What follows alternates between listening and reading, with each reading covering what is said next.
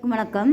Tamil KSR சேனலில் திருச்செந்தூர் பிள்ளை தமிழ் என்று சொல்லக்கூடிய பகுதி தான் தொடர்ந்து பார்த்துக்கிட்டு இருக்கோம். அதில் சப்பானி பருவத்தினுடைய 9வது செய்யுள்.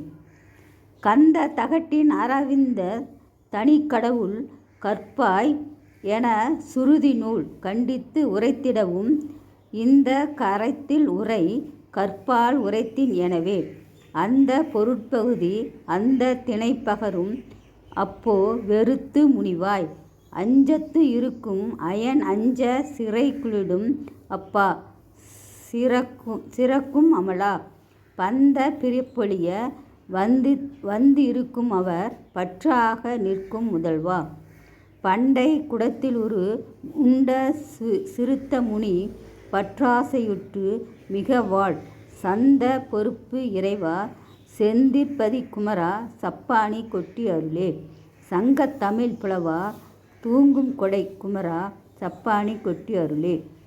இதனுடைய தெளிவுரை. மனமிக்க உந்தித்தாமரையில் வீற்றிருக்கும் நான்முகனிடம் திருமால் வேதங்களை மீட்டு வந்த நன்றாக கற்று தேர்வாய் என்று கண்டிப்புடன் கூறியும் இந்த பிரணவத்தின் முழு பொருள் நீ கற்றபடி சொல்லுவாய் என்று நீ கேட்க அந்த வேதத்தில் முடிந்த பொருளை சொல்ல இயலாது விழிக்க அதனால் அவன் வெறுத்து முனிந்தாய். அன்ன ஊர்தியின் அமரும் அந்நான்முகன் அஞ்சும்படியாக அவன் தலையில் குட்டி சிறையில் வைத்தாய். அதன் பின் அப்பனுக்கு பாடம் சொன்ன சுவாமிநாதன் ஆனாய்.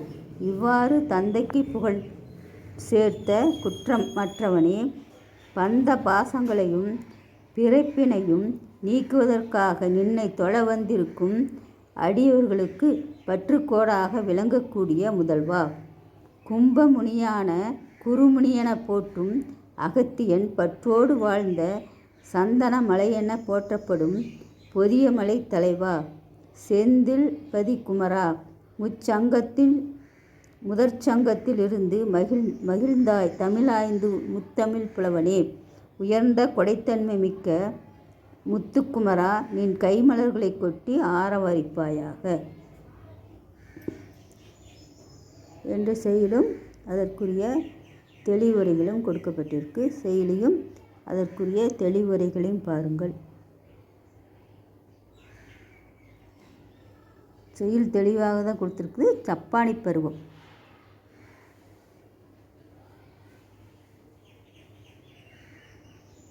செய்யுள் இப்பொழுது தெளிவாக தெரியும்னு நினைக்கிறேன். அதற்குரிய தெளிவுரைகளையும் பாருங்கள். இதற்குரிய படங்கள் உங்களுக்கு இதோடு இணைத்து தரப்படும்.